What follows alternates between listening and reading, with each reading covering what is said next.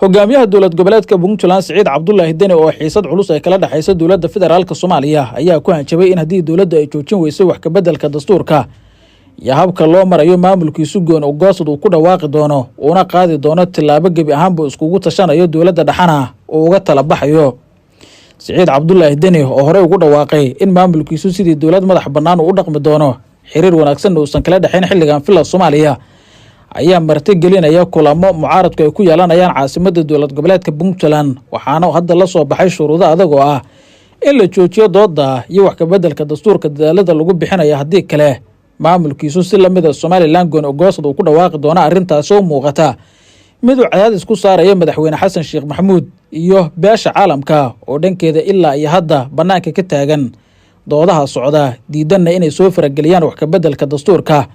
iyo in mucaaradku qorshe ay rabaan ay u fuliyaan oo dowladda lagu cadaadiyo in dooda la joojiyo.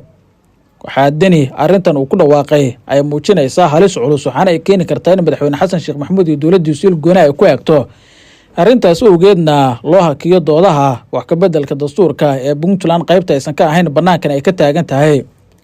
dhanka kale filla Soomaaliya ayaa waxay wadaa qorshayaal lagu xalinayo dhibaatooyinka soo wajahay arrinta dhamaystirka dastuurka oo culayska ugu xoogan xilligan filla Soomaaliya uu ka haysto.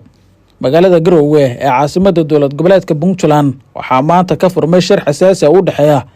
madaxweynayaasha hore ee dalka Maxamed Cabdullaahi Farmaajo iyo Sheekh Shariif Sheekh Axmed oo ah hogaamiyaasha ugu waaweyn ee mucaaradka dowladda madaxweyne Xasan Sheekh Maxamuud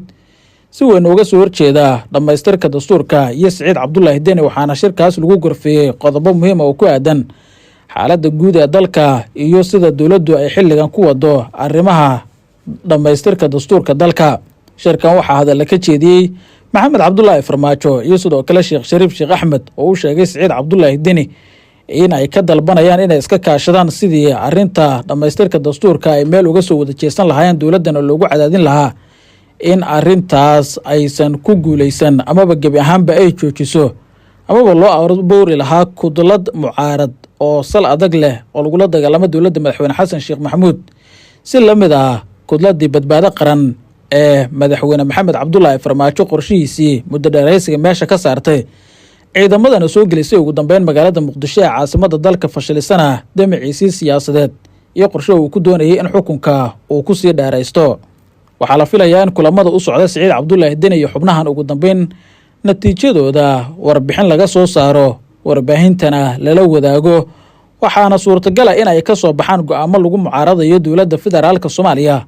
oo ay midnimo ku muujinayaan mucaaradka iyo maamulka Puntland.